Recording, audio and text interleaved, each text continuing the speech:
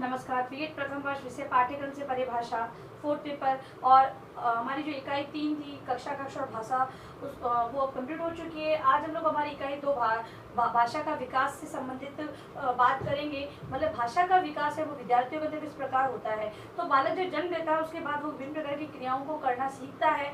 धीरे धीरे करके उन क्रियाओं का विकास उसके अंतर्गत होता रहता है। वो उसी क्रम में भाषा भी बालक सीखता है। पहले वो तुतला तुतला कर बोलता है, आसपास के वातावरण से संबंधित भाषा का वो अनुकरण करता है और वही विद्यालय में भाषा के मानकीकृत रूप को वो स्वीकार करता है, समझता है और अपने व्यवहार के अंतर्गत उसको लेता है। उसी से बालक के अंतर्गत उसी प्रकार के आचरण, सदाचार के भाव, नैतिक गुणों का विकास भाषा के माध्यम से माना जाता है। तो भाषा का विकास है वो विभिन्न प्रकार से होता है और अध्यापक है वो अपनी भूमिका बहुत ही महत्वपूर्ण भूमिका निभाते हैं बालक के भाषा के विकास के अंतर्गत। हम बात करते हैं सबसे पहले जो टॉपिक हम बात करेंगे, भाषा विकास की आवश्यकता। भाषा विकास की आवश्यकता। भाषा विकास की आवश्यकता कि भाषा के विकास की आवश्यकता क्यों है। तो भाषा मनुष्य के विकास की आधारशिला है।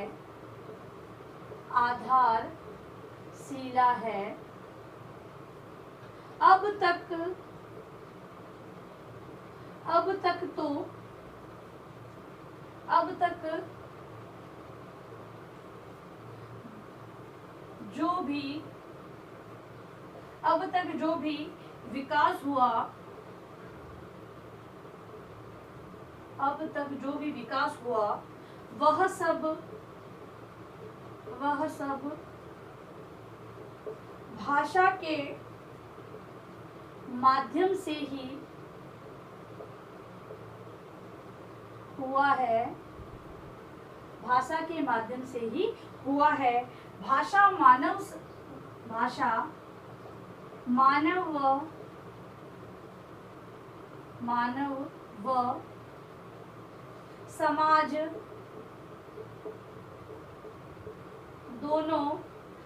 व समाज दोनों के विकास के लिए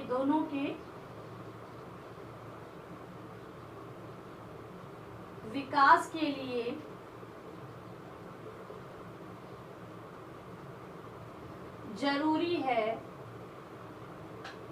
तो पहली आवश्यकता है कि भाषा मनुष्य की विकास की आधारशिला है और मानव और समाज दोनों के विकास के लिए, अगर मानव है भाषा का प्रयोग नहीं करेगा तो समाज से जुड़ी रीति रिवाजों संबंधित कार्यों को वो कैसे समझेगा। और समाज है, जब समाज में किसी भाषा का प्रयोग नहीं किया जाएगा तो अभिव्यक्ति नहीं हो पाएगी। इसलिए भाषा एक माध्यम है अपने विचारों, भावनाओं को व्यक्त करने का।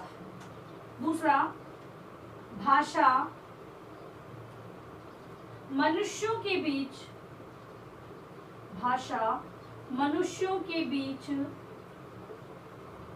अपने विचारों एवं भावों को अभिव्यक्त करने का साधन है, जो कि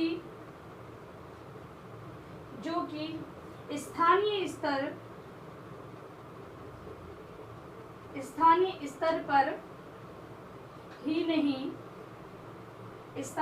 पर ही नहीं बल्कि पूरी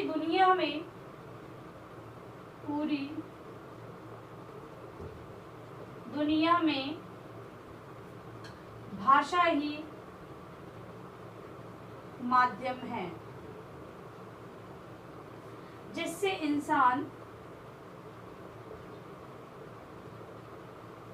इंसान एक दूसरे की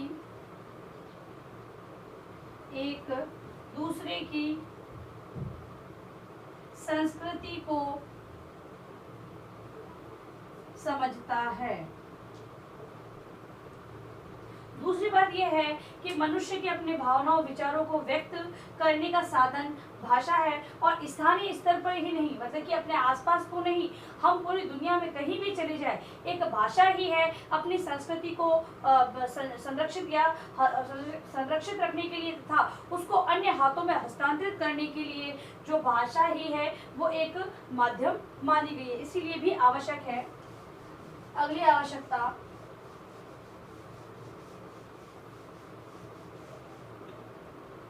भाषा मनुष्य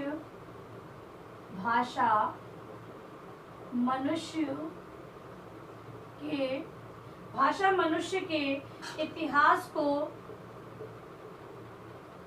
संरक्षित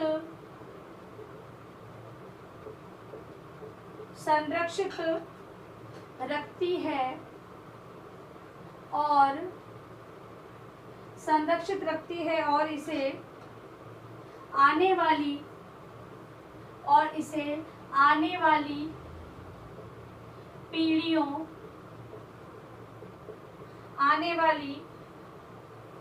पीढ़ियों तक पहुंचाती है।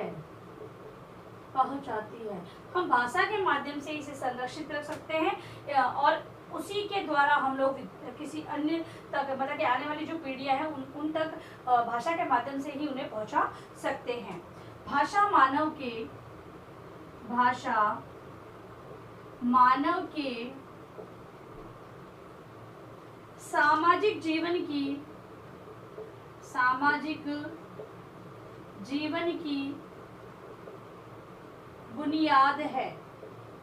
भाषा को मानव जीवन की बुनियाद रखने के लिए भी आवश्यक माना जाता है। यदि अगर मनुष्य के बीच भाषा एक माध्यम नहीं होगी विचारों को व्यक्त करने के लिए, तो मानव जीवन का जो सामाजिक पक्ष है वो कमजोर हो जाएगा। कोई अपने आप में बातचीत नहीं कर पाएगा, किसी के विचारों को कोई समझ ही नहीं पाएगा, तो कैसे निर्णय लिए जाए। तो बुनियाद माना गया है जीवन की। फिर है राष्ट्रीय व अंतर्राष्ट्रीय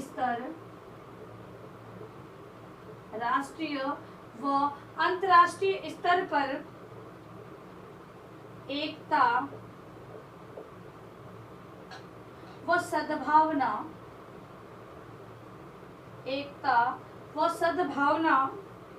के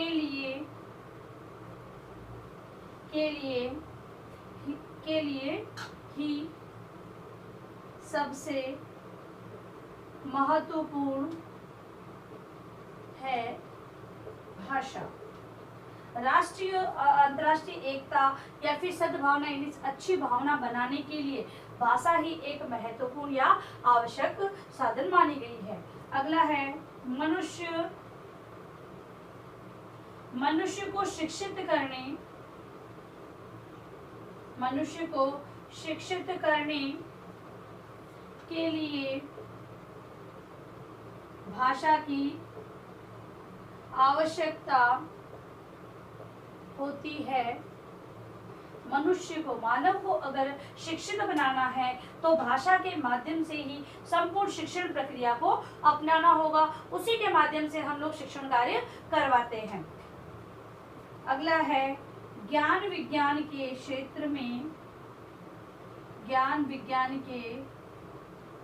क्षेत्र में सबसे सर्वोत्तम जरिया भाषा ही है। इस तरह शिक्षा प्राप्त करने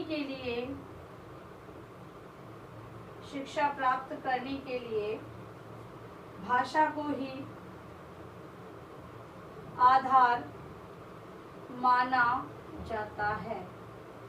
देखिए, पहला है शिक्षित करने के लिए जो शिक्षक होते हैं वो भाषा का माध्यम से ही अपनी संपूर्ण शिक्षण कार्य करते हैं, और वही ज्ञान प्राप्त करने के लिए जो विद्यार्थी हैं उस भाषा के माध्यम से संपूर्ण ज्ञान को प्राप्त करते हैं। तो इस प्रकार से हम लोग कह सकते हैं कि जो भाषा है वो भाषा का विकास है, उसकी बहुत ही आवश्यकता है।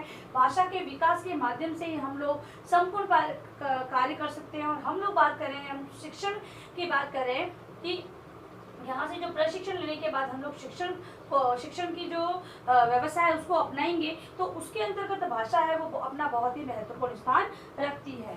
भाषा के विकास के सिद्धांतों की चर्चा हम लोग करेंगे।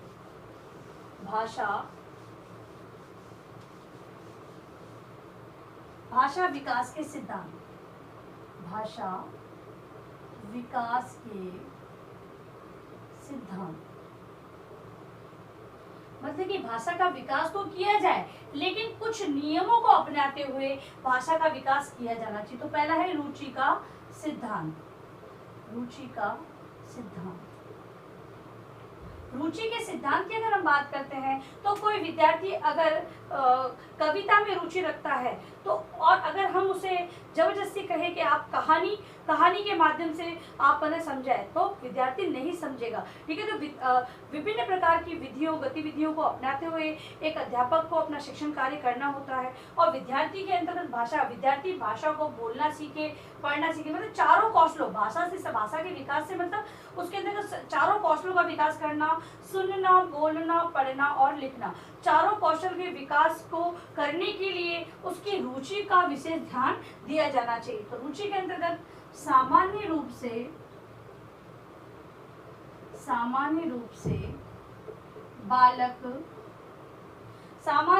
बालक भाषा की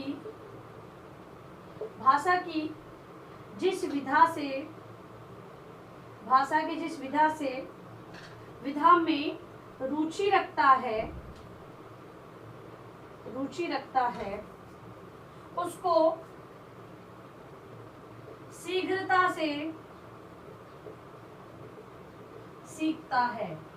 जितनी बात है, अगर किसे गाना पसंद है तो वो गीत के माध्यम से उस चीज को जल्दी ग्रहण कर लेगा। इसलिए शिक्षक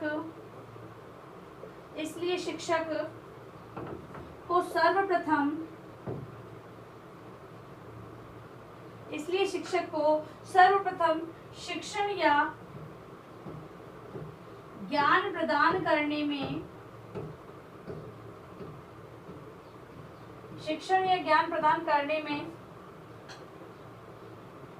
करने के लिए छात्रों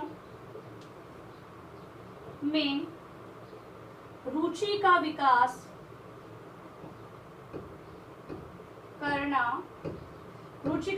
करना चाहिए,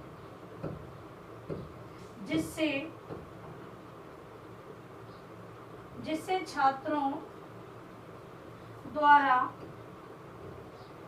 भाषाई ज्ञान का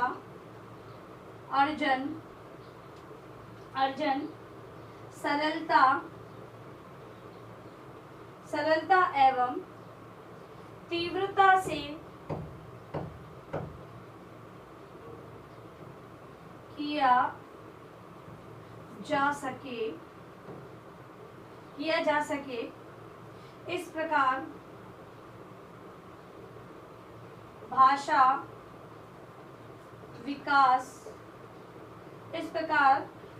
विकास स्थायी रूप में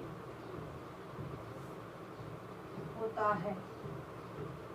ठीक है, रुचि के सिद्धांत में अध्यापक को विद्यार्थी की रुचि के आधार पर ही जिस विधा में वो रुचि रखता है उसी विधा के आधार पर उसे समझाना होगा, तभी उसका भाषा का विकास सही मार्ग पर आगे बढ़ सकता है। तो भाषा का विकास के लिए रुचि के सिद्धांत को एक अध्यापक को अपनाना होगा। अब लिखिए अपना गृह कार्य प्रश्न।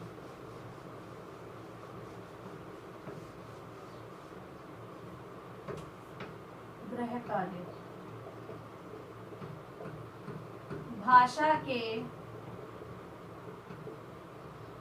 विकास की आवश्यकता को समझाएं।